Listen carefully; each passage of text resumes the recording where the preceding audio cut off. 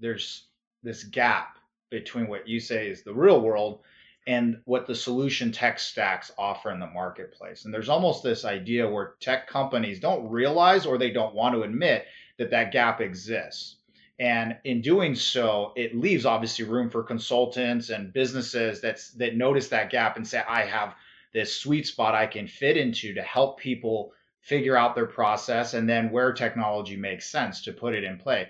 And now, of course, for companies that are on the tech side, they can map out these ideas, they can understand the nature of these gaps, and that's a great start for them. But translating that and adapting that in a way to be able to get the customer to the real world outcomes that they want, not the buttons and the features and the functions, but the outcomes.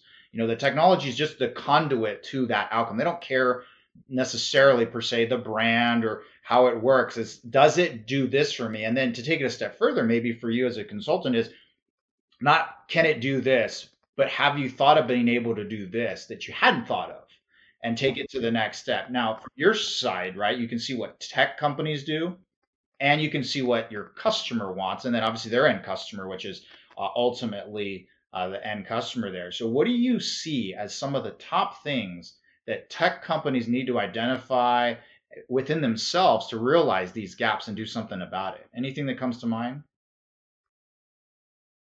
One of the biggest things that I see is the professional services, right? Like this is a huge gap. That education piece, it's almost, the simplest terms I can ever explain it is almost like saying, you're leveraging, and I'll use something completely outside of our industry so nobody thinks I'm picking on them, right? It's almost like saying, I'm going to go and buy QuickBooks, right? I'm going to leverage QuickBooks. Everyone knows what QuickBooks is an accounting software, right? You can send out invoices, you can do, income statements, balance statements, all of these different things, right? So it's accounting piece of technology.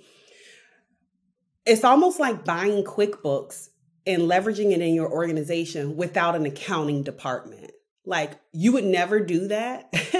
And you would never, and even if you did, right? Even if you said, well, we don't have an accounting department, you would never leverage QuickBooks without somebody who understands accounting, right? Like even if you just had that one CPA or that one individual who understood what the point of QuickBooks was, you wouldn't do that. You would say, okay, I need a person who understands profit and loss statements, balance sheets, how to send out invoices, how to accounts receivable, accounts payable, income, assets, liabilities. I need a person that understands that in my business, right? The financials. I need someone who understands the financials.